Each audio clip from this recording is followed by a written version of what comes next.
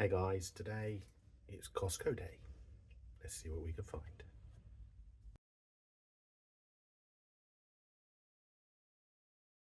Hey guys and girls, I've been asked what do I have in my Costco shop.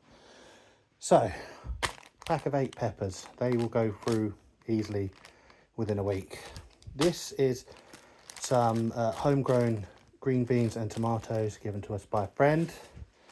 Got a pack of 2, 4, 6, 8, 10 John West's mackerel in tomato sauce. Baby Bell cheeses, the light ones, good for the old macros, good to snack on. Sugar replacement, this is xylitol. I do use stevia as well, but this was what was on offer in Costco.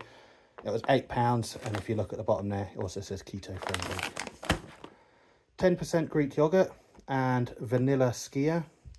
This stuff is fantastic if you're just after like a flavorful breakfast on its own, and this is the stuff that you'd want for cooking with, like marinating your chicken, etc. Got here a 2 kilo pack of prawns, frozen, so they're going to go in the freezer.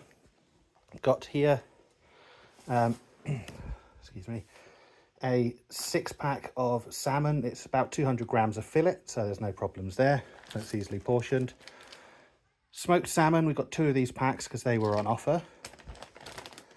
And we've got 10 chicken breasts in, they'll be portioned up as well. We've got a Tuscan sausage. Actually, we've got a couple of those in there, I believe.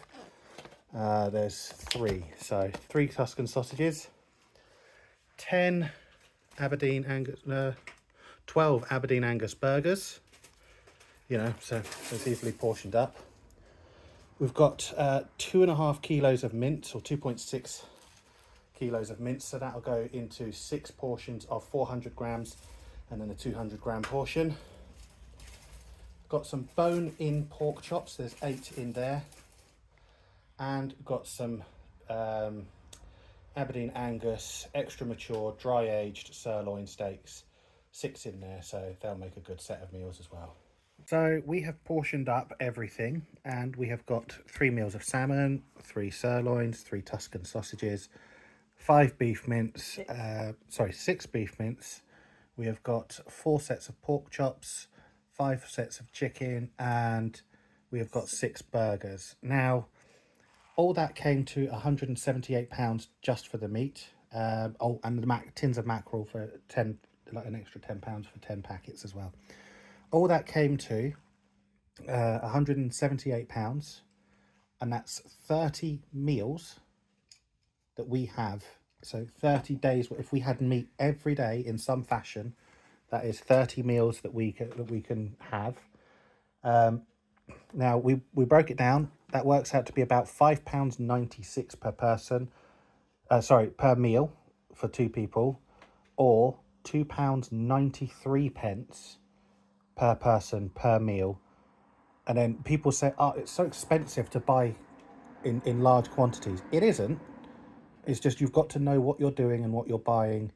And yeah, and this is everything. It's all going to go into the freezer. Excuse the drink, excuse the carpet, but all going to go into the freezer, and it's going to be for a month, our meals. And obviously we buy our veg as we require it. So for a month's worth of meals, we probably spend about £300 thereabouts for 2 people over a course of 30 days. So it's not bad, it's not great, but considering previously our shopping budget would have been closer to 400, it's definitely an improvement. Anyway, I shall next get on to camera when I am out on my walk and picking berries. So, off to start foraging near to where I live. Now, where I am lucky that we have an abundance of natural fruits in the area. There's actually rose hips in there as well, and there are there's some plums and whatnot, and there's some blackberries, but I'm going to leave some of these. So Got some runners coming past. Let them run past. And so, like picking ones like this, adding them in. You want the, if you're ever out picking blackberries and stuff, you want the really dark ones that are actually shaded, because if they're shaded late afternoon, they tend to be sweeter. Or at least that's what I found. We also have damsons and plums and whatnot up here as well. Sloes. Now this one here is an example of one you really shouldn't pick. There's no sweetness to it, and these other ones, they're a bit deformed and they're not really growing very well. So they're ones definitely to miss. But just literally 2 steps down, there's 4 or 5 here ripe for the picking. And these will be perfect to go into the pot. So let's put those in. Just show you what's in the pot right now. Got some elderberries in there as well. So just keep going. And as you can see, nettles galore. Now when this is early nettle season, it's definitely one to be picking. If you've never had nettle soup, I recommend it. It's kind of like spinach, full of minerals, iron, all the goodness. And obviously pick it with gloves, because otherwise you get very pricked hands and spiked hands from the nettles, which is never fun. And if you've never experienced stinging nettles, my advice is don't.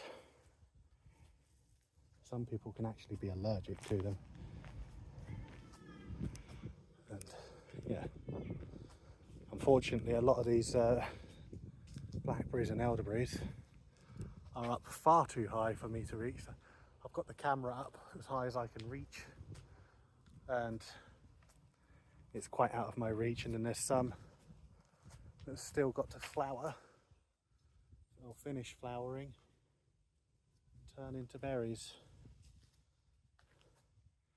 And then if you want to see an example of some very ripe and juicy ones, see if I can get this pointing to the, there we are.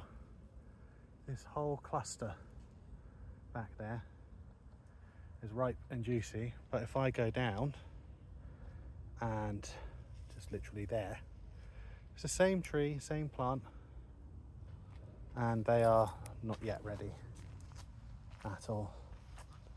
Now I'm keeping my eye out for sloes along here. Sloes are like plums, damsons, however you wish to call them.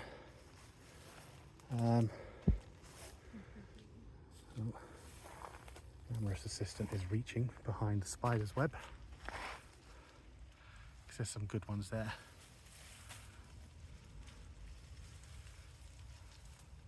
But there's some really good ones right up there. The glamorous assistant can hold the camera in a moment, and then I'll be able to try and pick those. I give that. Right. Oh, maybe I won't. I didn't realise there's a ditch there. That's out of my reach, unfortunately. There are some up here. Let's see if they're ditched or not. I'm wary of the thorns. So, let's see what happens if I pull this down. Nothing, because they're not attached to that. They're out of reach, unfortunately. I might be able to get a couple here and here. I'm giving them a slight little pinch as well. So if they're soft, they're somewhat okay, but they still need to have a bit of give. But oh yeah, plenty more over here. Wary of my foot placements, because there are nettles on the ground, and whilst they may be old, they can still give you a hefty sting. Now that's quite the berry. I don't know how. Yeah, there's the camera. It's quite a good sized berry there, and we've got more to go down.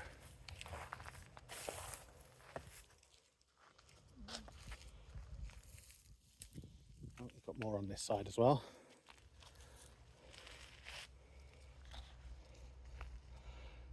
Now, usually I would not have the camera for this, but people did ask what do I forage for, because I did put that I forage for foods as well in my profile.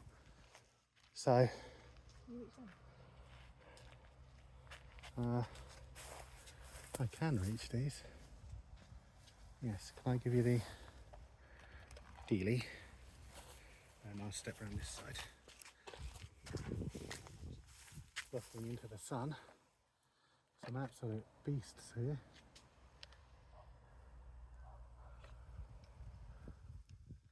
Now, I actively encourage my daughters to come berry picking with me, because it teaches them about the abundance that nature can give. But also, if for example, some are like this one, where they're a bit hard but also very, very bursting, just throw them away, because they'll grow most likely next year into another one. That one just fell apart. They are well out of reach without a ladder. And there's lots of elderberries up there as well. Again, out of reach without a ladder. If I had my child, I would hoof her up onto my shoulders and say, right, get picking. Because she's only 10. It's not too big to put onto Daddy's shoulders and throw her up. Lots of thistles around here as well. True Scottish fashion, thistles everywhere. But I'm not in Scotland. No. Despite wearing a kilt every day. You'll notice in the cooking videos as well, I'll probably have a different kilt on for most of them, and I'll cycle through. But I do make my own.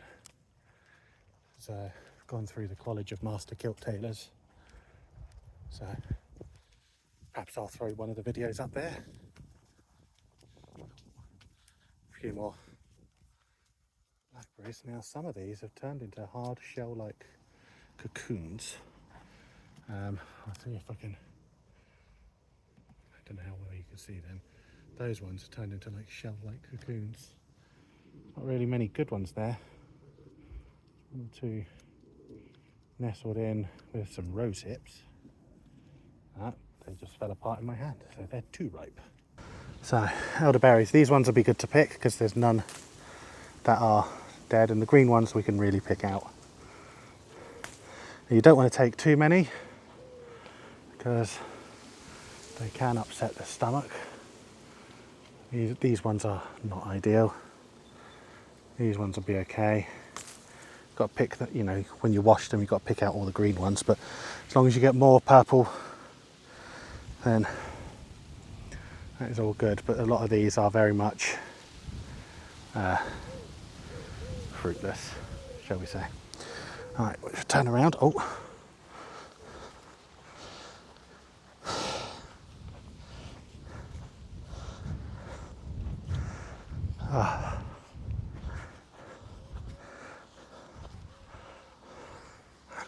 And I know down there is another big bush for blackberries, but probably be slightly easier, yeah.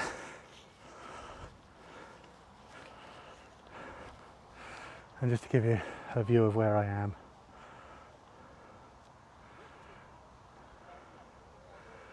You know what, Rainbolt, if you can find where I am, well done. Someone tag him. Say, find where this person is. If he gets it right, I don't know, I'll send him $20 or something.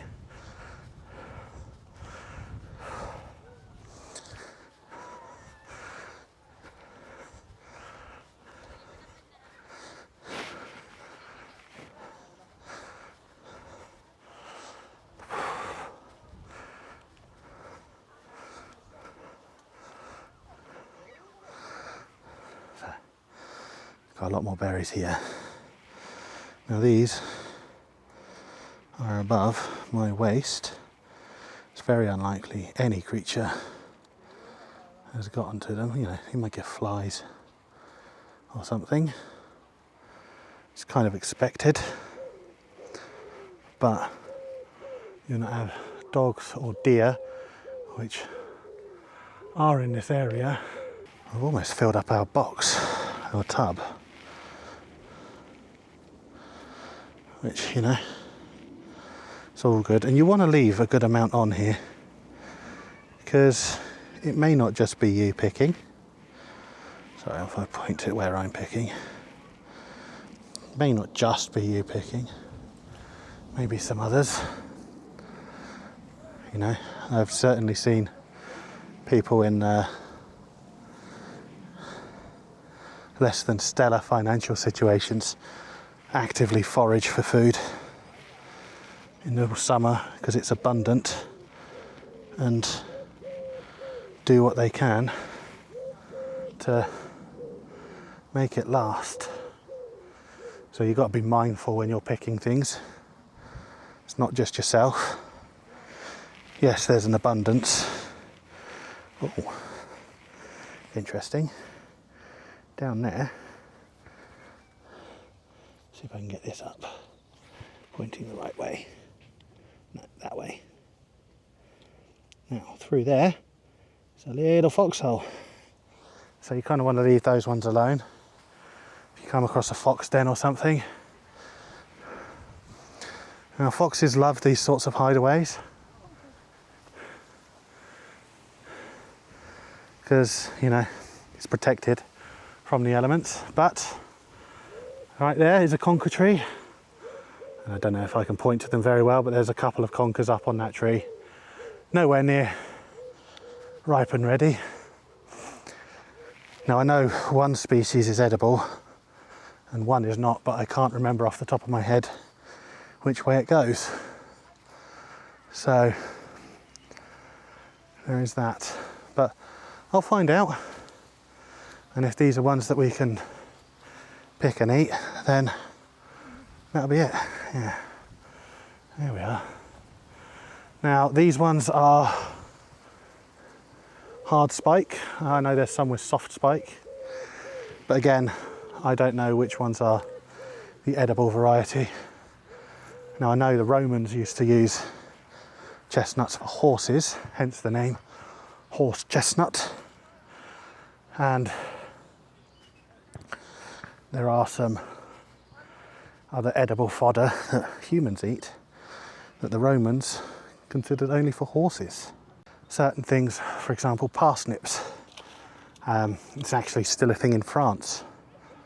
Parsnips are considered horse food, and they do not serve parsnips in 95% of France, as far as I'm aware. That could have changed in recent years with the gastronomy coming out of the UK, but France is very heavily still romanticised, if you will. Just like Spain and Italy, really. But yeah, it's considered horse fodder. Oats are also considered horse fodder, but they do have them. Not as prevalent as, say, Scotland, for example, where it's a staple for humans. You know, there's other things as well. But, you know, the French eat things that the rest of Europe doesn't. Frog's legs, for example. Now, if you've never had them, go to France and have them. I recommend them.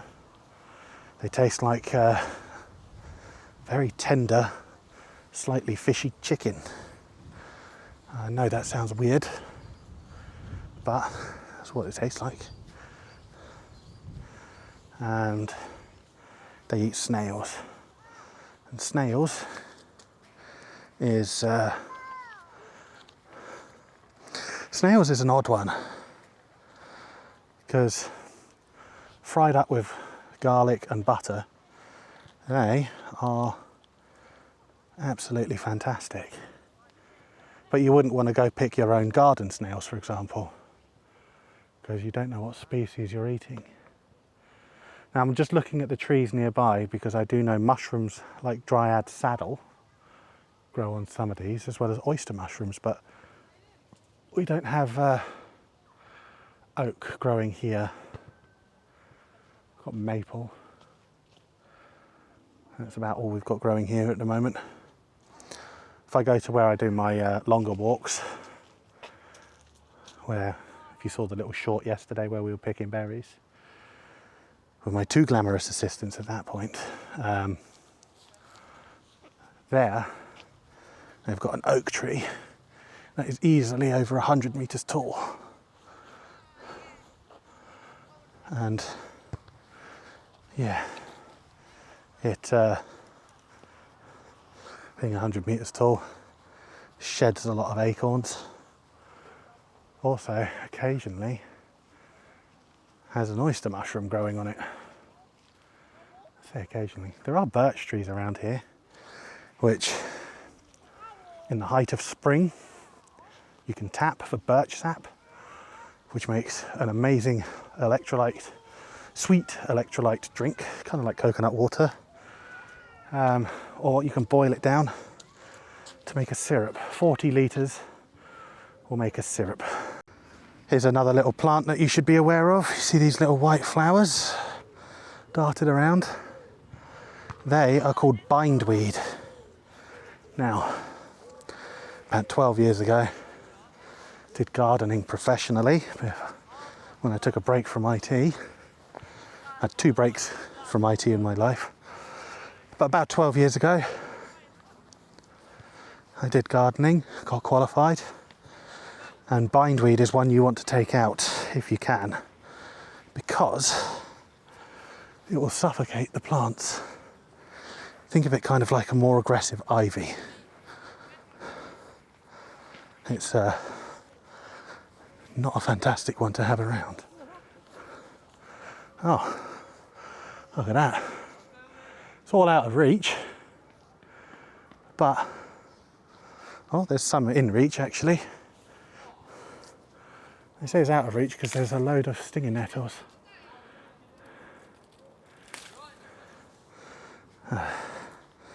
We're right by some kids playing football as well, so see if I can dub them out. If I can't, I can't.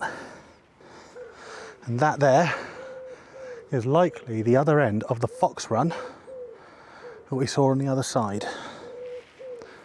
So we've literally done a loop of about 40 odd 50 meters, 150 feet if you measure in imperial units, but it's about 10 meters, 30 yards, 30 feet, sorry, from this side to the other side, so it's very likely to be the other side of the fox den. So these berries have been sat into this vinegar and water solution. You see all the stuff's come up. As we go through, you know, just make sure we get everything out. There were some creepy crawlies and bugs in here earlier, which have been floated off and skimmed off. But we'll drain the rest of this off, and then we'll start prepping this to cook down into a syrup to have for the yogurt in the mornings.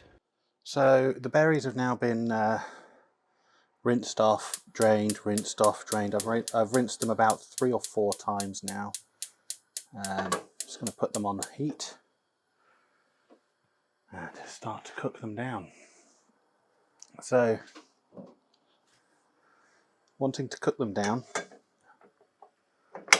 so that you can use them as a syrup or like stewed fruit, but I'm not going to add any sugar to this because these will be plenty sweet enough as it is, and if not, you know, if they're tart, then they're tart.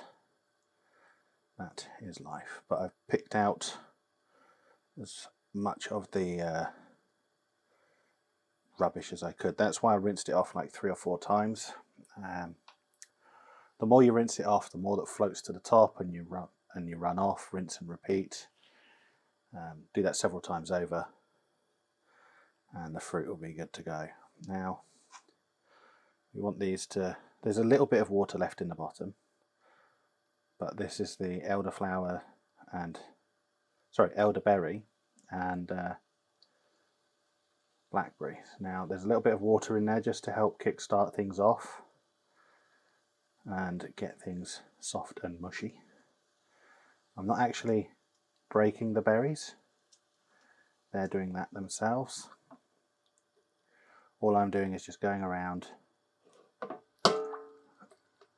and just making sure that they don't stick to anything. You could easily break the berries if you wanted to, speed up the process, but that's not really ideal to do,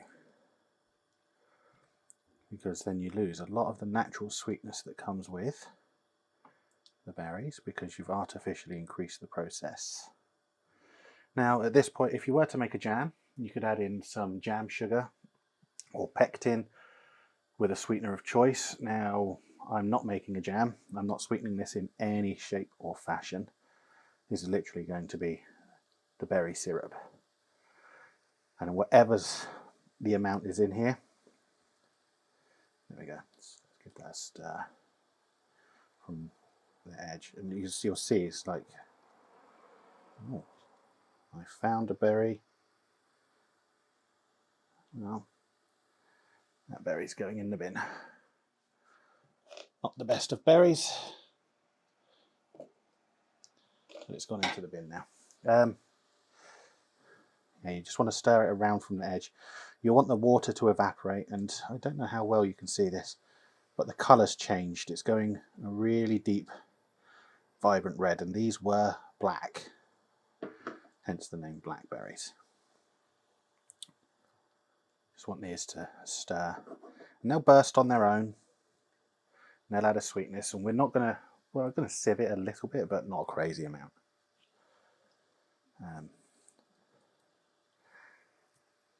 You just want this to bubble up and enjoy.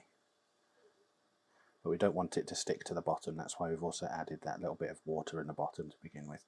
And to clean any fruit or veg that you pick, 1 part vinegar to between 4 and 8 parts water. Depends on how much you have and what vinegar you've got. If it's table vinegar, for example, 1 to 4 parts is fine. If it's distilled white vinegar that's really, really harsh and strong, that you could use to clean lime scale, like that you could use, I should say, then it's 1 to 8. So, you know, not 1 to 8. I'll remember the ratios. But you don't want to use a crazy amount. Thinking 1 to 8, so you had a little bit of cap and then 8 caps of water. No, that's not right. I think it's 1 cap of vinegar to 1 cup of water, or something like that. I can't remember off the top of my head. But I'll put up the exact figures. Now all I'm doing is just stirring and stirring. I'm not going to take the bubbles off or the scum off the top of this, because it's not being a jam. It doesn't need to be perfect. It's literally going to be a syrup. Just stir, stir, and stir. Now, I could be brave and lick this, but I do not fancy fruity napalm in my mouth. Just going to cook this until it thickens. Some of the water is evaporated off, because there is a lot of fructose in this. My glasses are steaming up.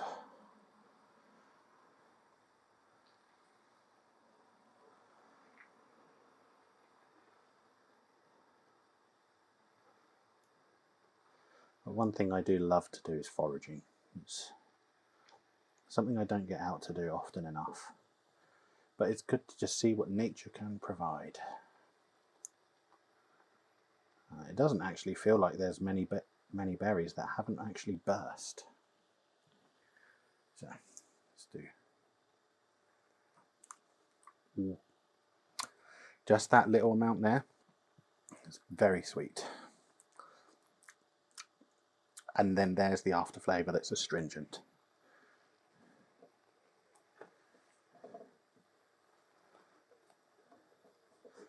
We just want this to cook down. I don't know if you can hear it as I am scraping off the edge.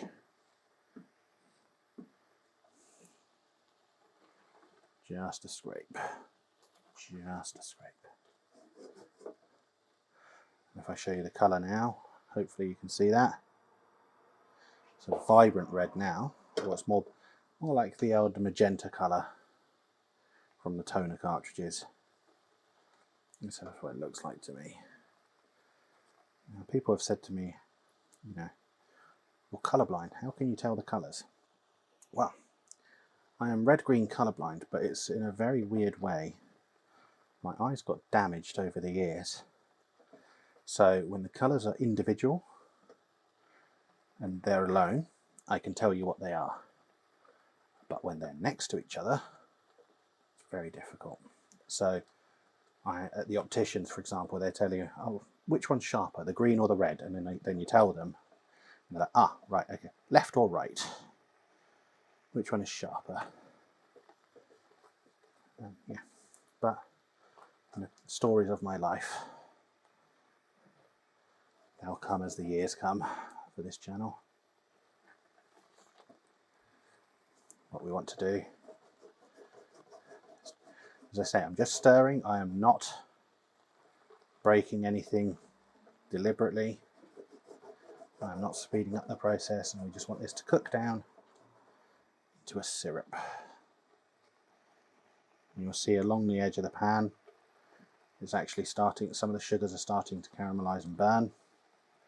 Not the worst thing in the world. But a lot of the water is evaporating off now. If I just lift the camera a little bit so you can see.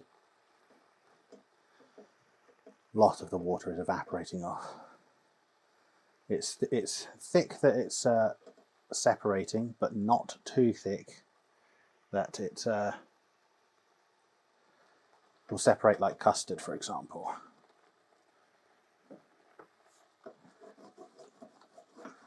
And you just keep stirring, mixing, stirring,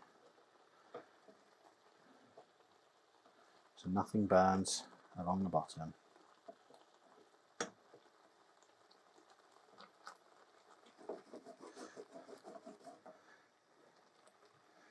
And this will need to go into a container in a moment.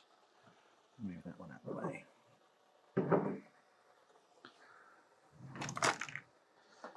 Nothing quite like an old butter tub to do the job. They always come in handy for things like jams and marmalades. And if you've never had dandelion marmalade, definitely recommend that. Who knows, later on in the channel I'll probably make a dandelion marmalade. It's so abundant.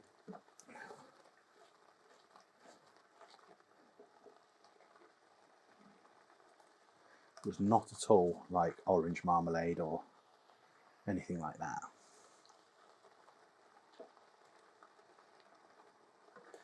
Now, there's been 0 sugar added to this, and it's now starting to get to that thick, syrupy consistency that we're wanting. And this is indeed fruity napalm.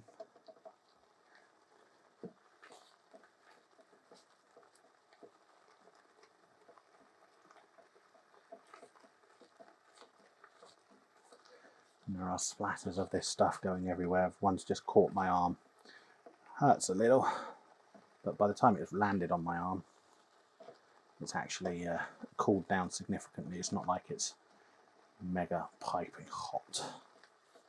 Now, just to give you an example, I don't know how well you can see that, but it's cooked down quite significantly. I'm going to turn the heat off. There's going to be a fair bit of residual heat in the pan, and we will let the moisture evaporate off whilst that rests in there. And just the steam that comes off is all the moisture, and then very shortly I will add it to the flora box. So the fruity napalm has now gone, well, I'm not going to say it's gone soft. That's the wrong way to put it, but I'm going to add this straight into the pot, because what's actually happening is the fructose in the fruit is somewhat solidifying against the edge of the pan, and I don't want that because it's going to be a nightmare to get off. So you put it in there, and I will call that done. I just lift up the camera and show you. Doesn't look fantastic. The box looks like the site of a murder scene, but once that's cooled down, that'll be fantastic to have on our yogurt and skyr and everything else. So afterthoughts. What is there about today that's been different? Well, Costco shopping.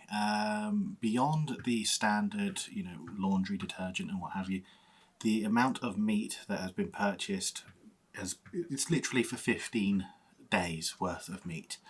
It's 30 meals. However, not every meal is going to have meat.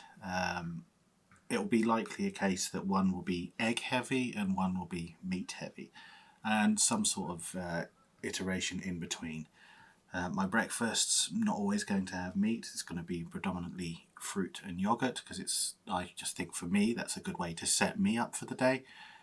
And generally, I think just in terms of Costco pricing, it's going to be better than if you're going to the supermarket, purely because you're able to buy in bulk. I've sent a message to a couple of local butchers towards where I live. Now, as to whether or not they are able to match or beat the pricing, I have yet to find out. But if they can, I would likely go to them, because generally local butchers win out over a big supermarket like Costco or Asda, Tesco, etc. For the walking, take painkillers. My legs were definitely sore yesterday. They're sore this evening.